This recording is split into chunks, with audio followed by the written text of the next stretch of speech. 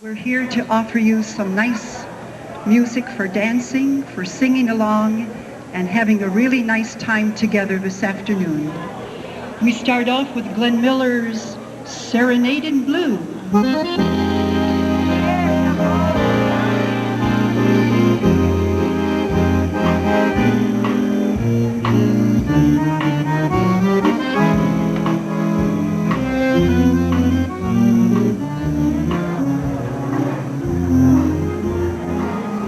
I find it very pleasant to come out here to Tri-Center and dance with all these wonderful people. And of course, it's pretty tough when you have a 20-year-old mind locked up in an 80-year-old body. You know? But these people are very gracious people, and they're very good dancers. And it brings back many memories of our past. We pretty much all experienced the same things, the same kind of dancing in the 40s and sometimes in the 30s. We sure did a lot of dancing. We danced every dance. And never too tired to get up and go to work the next day. We had Danceland up on Euclid, which was great.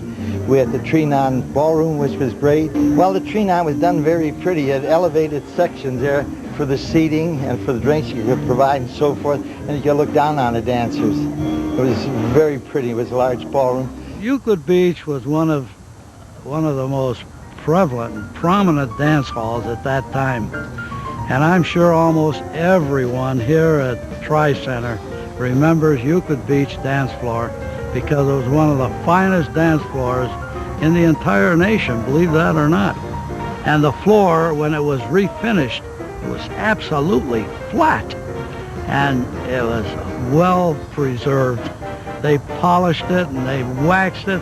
And I can kid you not, if you didn't have good balance, you were going to fall on that floor. They even cautioned you about that. But it was a very, very beautiful dance floor. And when it was torn down, it just broke everybody's heart. Aragon was another wonderful, wonderful dance area where everybody could meet someone for their style of dancing. And you could always have a good time. And the dress code was enforced very strictly. You had to have a dress jacket, and you must behave yourself in a gentlemanly fashion, or they just take you out of there. That's all there was to it. There was no two ways down the street. In fact, you couldn't go in. They had ties as an extra at the Aragon if you didn't have a tie when you came in. And would you believe we danced to Lawrence Welk when he was just an unknown? And also Pat Boone was there. They were both unknown. Of course, my two girlfriends, they would never miss Lawrence Welk. Of course, at that time, you know, the music was just super. And we all got dressed up, and long dresses and high-heeled shoes, and, well, we just had a ball. I used to live 5 houses away from it, and I'd sit on the porch and in the summertime, and the ladies would come down the street wearing their formals, and I used to look forward to becoming old. And then in the summertime, they didn't have air conditioning back then, and my father made my brother and me each a pair of stilts, and there was an alley behind the Aragon, and we used to stand there and peer in, and the heat would just be overpowering, you know, all the cologne coming at you. And then I remember one time the custodian kicked me out because I snuck in with roller skates. I remember going to the Aragon when I was single. They didn't serve alcoholic beverages, especially on Sunday. They didn't even serve beer. They would have snacks, they would have drinks, and they would have dancing. You would dance the evening. It would be like maybe 8 until 11, and then after that people would go out and have coffee. If you had a date, then your date continued. But it was nice because you didn't have to have a partner. You could go with a group of girls, or the guys would. Matter of fact, that's how I met my husband. I was at a dance in 1948. The skirts were down to here, okay? And I was wearing a red crepe dress, and it rained. And of course the skirt went all the way up to here, and I was standing hoping that it would dry. And I'm standing behind other women, so that nobody would ask me to dance, and my husband pointed me out and said, "Would you like to dance?" We danced every dance, and usually we came there by streetcar, and I also had to go home by streetcar. And sometime we missed the last streetcar, and then we had to walk home for 2 miles.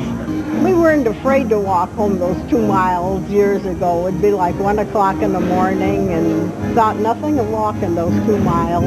We didn't have a lot of money. We didn't make a lot of money, but it was a wonderful time. I wouldn't have missed those times for anything.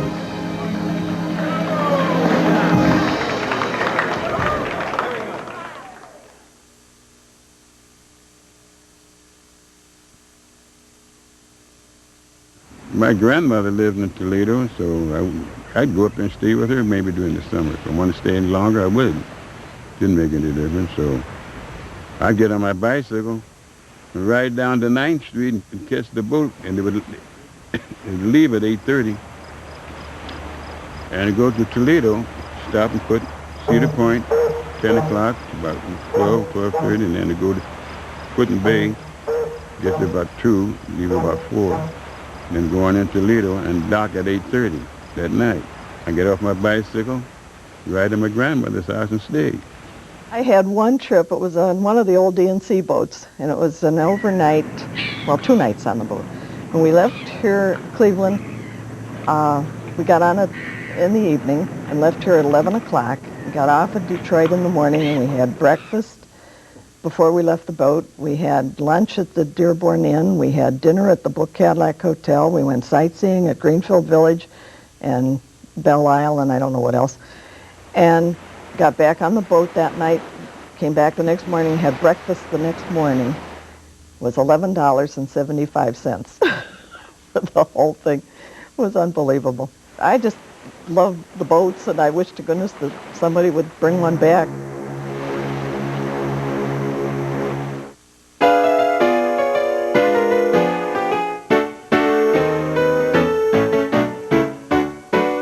What is it? Is it a girls' show? No, though it presents artistically, to be sure, 500 of the most glamorous aquafemmes on which the eyes have ever feasted.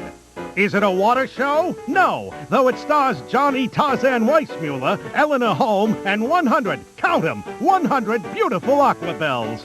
What is it?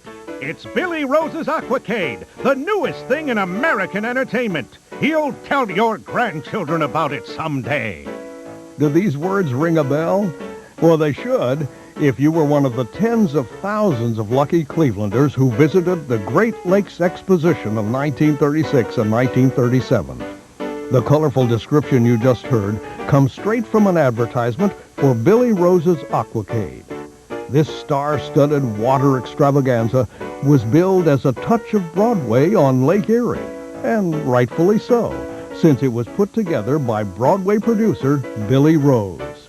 So who were the glamorous aquabelles who wowed us with their water stunts?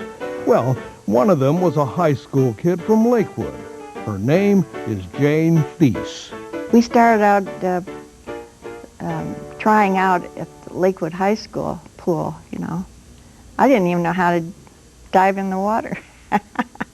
But I just wanted to do it, and I did it. We had a little dance routine we did on the stage, and then we would walk down in fours and go into the water and start doing all the designs. The whole stage moved back, see, and at the start of the show, it would be close up to where the people are sitting, and then it would move back, and we would just have that big space there to do the show. And it was the lake, and it was choppy sometimes. One night it was really choppy, and in fact some of the men came out, the directors and so forth. They were worried about some of us, because it was pretty hard to swim. But we did it. The water was more or less closed off where the bandstand was on one end, and they would throw barrels and barrels of chlorine. Of course, it was nice, but it was just a drop in the bucket. We used to go in groups, and we go over to the Streets of the World and have some grapefruit wine sometimes. It was a wonderful time. It was like magic for me, you know. It was like you're going to Hollywood, you know. Billy Rose's Aquacade was a big hit, and after the Great Lakes Exposition closed in 1937, the term Aquacade, which Rose had coined to mean water show, was even added to the dictionary. But it was a wonderful experience, and I'm glad I did it. And I think about it a lot.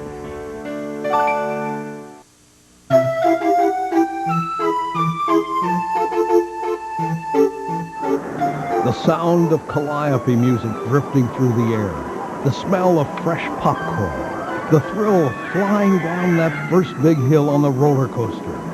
Remember when the perfect summer day consisted of hopping on the neighborhood streetcar and heading off to the amusement park? Purita Springs Park brings a lot of memories. One of the things about that famous roller coaster was that one part of the coaster went down into the valley. And at night, when you took that ride, I don't think there's another ride anyplace, that it's just like falling into an empty pit and you can't see the bottom. And I'll tell you, there's nothing scarier than that. So that was a good place to take a date because you always had her undivided attention after that. Purita Springs Park overlooked the Rocky River Valley on the west side of town and was perhaps best known for its Cyclone roller coaster. The Cyclone was the highest and fastest coaster in Cleveland. Its death-defying drop into the valley wasn't for the faint of heart, but there were plenty of other tamer pleasures awaiting visitors to Purita Springs. Sometimes on a Sunday, my father would buy a quarter Sunday pass, take me out to Purita Springs. Now, my parents were Depression people. I was born at the tail end, so money was still a little tight, and we'd get a quarter. And it was, what do I want to do with my quarter? I could ride the merry-go-round for a nickel, get a candy apple maybe for 15 cents, and then I still had a nickel for popcorn to go home. Luna Park was another favorite destination for outings in the 1920s and 1930s. Sitting high on a hill out near East 110th Street, Luna Park boasted exotic architecture along with its water rides, Ferris wheels, and roller coasters. There was even a photographer there who would take your picture and turn it into a postcard to send to your friends. Yes, Cleveland was home to several fantastic amusement parks. But the granddaddy of them all has to be Euclid Beach Park. Although the park closed on September 28, 1969, its memory has been kept alive by a loyal group of enthusiasts who call themselves the Euclid Beach Park Nuts. Every year, the Nuts gather together to display their memorabilia and share stories about what made Euclid Beach so special. I think part of it was the fact that it was on the lake, and you could watch the beautiful sunsets, the smells of the popcorn balls, and the vinegar smells of the kisses being made, and the people. I mean, it was a place where you could sit down and you could see people moving about, and people weren't concerned about where their children were because it was a safe place to be. My favorite ride was the Thriller. The front seat, chugging up to the top with your arms up in the air and dropping over that first big hill and screaming all the way down. And if you could do that, you were a champion. The ride I think I enjoyed the most was the flying turns, even though I worked on a racing coaster. But it gave you such a fantastic feeling of speed, even though it only traveled about 28 miles an hour. But being enclosed in a barrel really made you feel like you're doing about 90. And, of course, the candy kisses and the Humphrey popcorn balls and the frozen custard, which to this day cannot be duplicated. Yes, Humphrey's had, I don't know, a special way of making that stuff. And everybody in their families would say, oh, look, we're going to get a frozen custard. And it was so inviting. It was so great just to think that they were going to get one of these ice cream cones with frozen custard in it. It was a family affair because aunts and uncles and grandfathers and grandmothers could come out because they didn't pay anything. Now, what were they doing? Well, if Grandpa hated an amusement park, he could always go out on that wonderfully long pier and fish all day long. And if he brought his own bait, it didn't cost him a dime. If there's one person who knows Euclid Beach Park better than anyone else, it's probably David Humphrey Scott. He's one of the founders of the Euclid Beach Park Nuts, and he literally grew up at Euclid Beach. Well, my father was in charge of maintenance from the Humphrey operation 1901 until his death in 1938. I was very fortunate. I was born at the west end of the park, inside the confines, and I was a very spoiled childhood. I never bought a popcorn ball or a candy kiss, never paid to get on a ride either, so you know what a terrible childhood I had. There were about 40 families that lived in the park whose parents worked employees. And there were large families, so there were a lot of children. And we couldn't wait for you folks to go home, because now we had the world's largest jungle gym. I'm riding roller coaster wagons and sleds down the flying turns, thinking nothing of it. We played hide and go seek and tag on these rides. I could cover the whole park. Never put my feet on the ground. My favorite food, of course, was popcorn. Although in the early years they did have candy kisses, and the hot dogs were wonderful. As I got older, their coffee was specially brewed. The beans were picked and roasted just to the way the Humphreys wanted them. They went to a lot of care for a lot of things. People would drive out of their way for a cup of coffee. As a matter of fact, one of the funny stories is that the coffee was always served in heavy mugs, and people would love to collect them. But they would come out to the park, and they'd get one of these heavy mugs. Coffee was a nickel, and they get one of these heavy mugs, and oh boy, I'd like to have that at home. And they'd pick it up, and they'd drink their coffee, oh, this one's chipped. So, well, I'll buy a cup of coffee later. They'd go buy another cup of coffee later that afternoon, and say, oh, this one's chipped too. So maybe they'd buy a third or fourth cup of coffee. Well, really, the fact was that when the Humphreys bought these mugs, they always opened the cases upside down, and a man stood there with a hammer, knocking chips in the bottom of each cup. Like all of us, David Humphrey Scott has vivid memories of this lady, Laughing Sal, whose boisterous giggles greeted visitors at the main entrance to the Euclid Beach Funhouse. Laughing Sal was put in, and the laugh track was purchased by the Humphrey Company, and the reason I make the point purchased is because we have heard from two different sources that the laugh track for Laughing Sal was produced by getting an opera singer stone drunk and then telling her dirty stories. Now, that's not a Humphrey operation, so I point out that they bought the laugh track. It was either a love-hate relationship. You either loved the laugh or you just absolutely were bored out of your gourd with it. I still feel terrible that it had to close. And I'll be honest with you, it took me over 10 years to learn how to drive down Lakeshore Boulevard.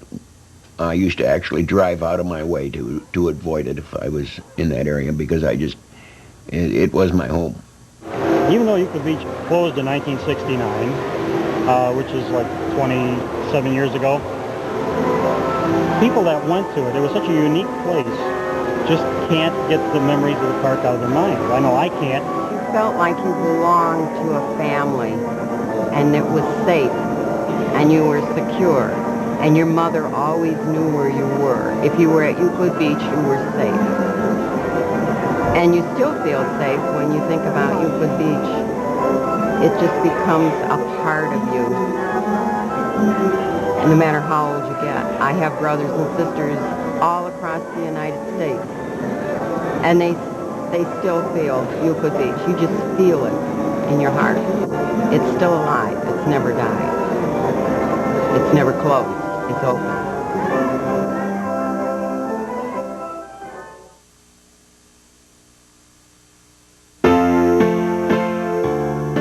Looking back on the good old days, we remember so many things that just aren't around anymore.